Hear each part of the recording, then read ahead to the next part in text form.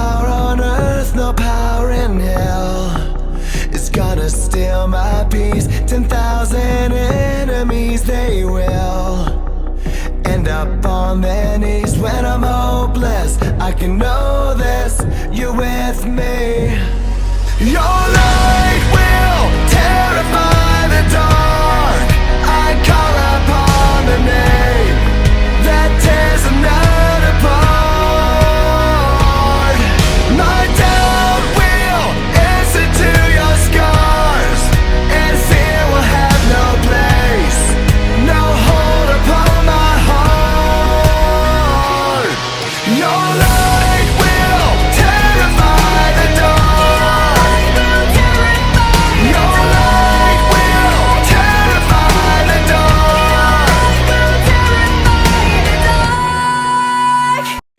Hey guys, what's up? This is your boy Trevor here. You know who. So, anyway, basically this video is my first series overview. And you may be asking yourself, what's the difference between a review and an overview? A review is something I do for movies and movies and trailers. Overviews are something I do for series or miniseries, you know. And this overview is going to be on the Falcon and the Winter Soldier, because the finale had just dropped yesterday. This will be an overview. I'll be overviewing it by season, you know.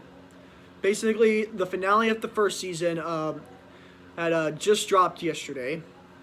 So I'm here to give you a complete overview of the Falcon and the Winter Soldier, you know. So let me break down what I thought of the show in its entirety. The show was amazing. I loved everything about it. You know, it was a great continuation of Sam and Bucky's story arc after the events of Avengers Endgame. You know, because basically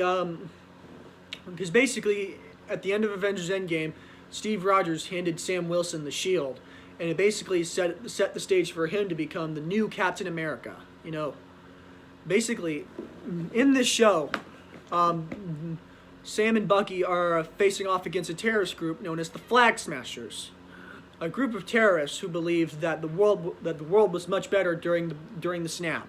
You know. Let me tell you this: a lot of people in the show call it the blip, but just because some teenagers in Far From Home called it the blip, we Marvel fans don't really call it the blip. We call it the snap. You know, I kind of prefer to call it the snap because it sounds less stupid. You know, I'm not gonna lie. So, anyway, basically, what the show did, the show both touched upon, you know, the problems that the characters were facing, you know, personally, and basically, the show did touch a little bit on race, you know.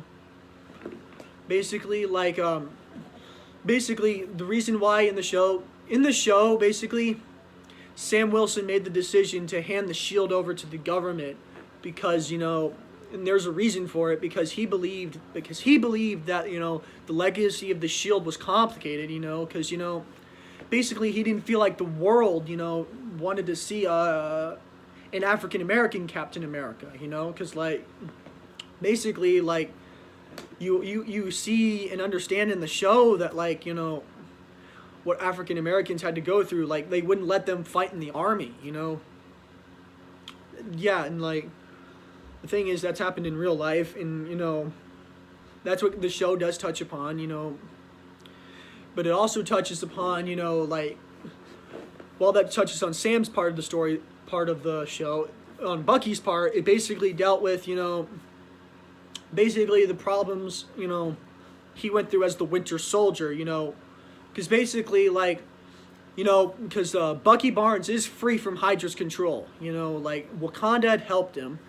You know, and basically, he's still throughout the show. You see how the consequences of Bucky's actions. You know, when he was brainwashed by Hydra. You know, like, basically. But the thing is, like, when Bucky saw that the government gave the shield over to John Walker, you know, basically, like, you know, he felt that, like, I mean, he was very angry to Sam about that, because, you know, he believed that basically he believed the Shield was the closest thing he had to, closest connection he still had to Steve Rogers, you know, because basically Steve Rogers believed in Bucky, like, before Steve Rogers wound up in the iceberg, Bucky was Steve's best friend, you know. He's with, like if you've seen the Winter Soldier, Captain America the Winter Soldier, like he said there, he was with him till the end of the line, you know.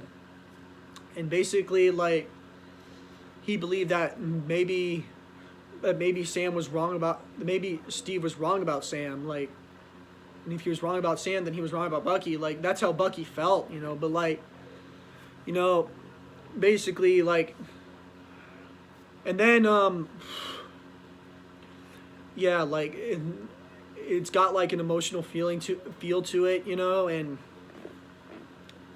not to mention, like, the one-on-one fight choreography in this show is amazing, you know.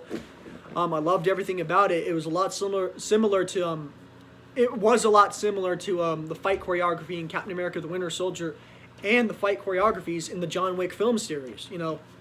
Another film series that I actually enjoy.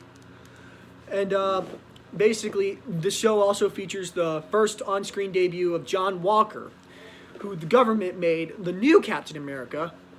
But eventually,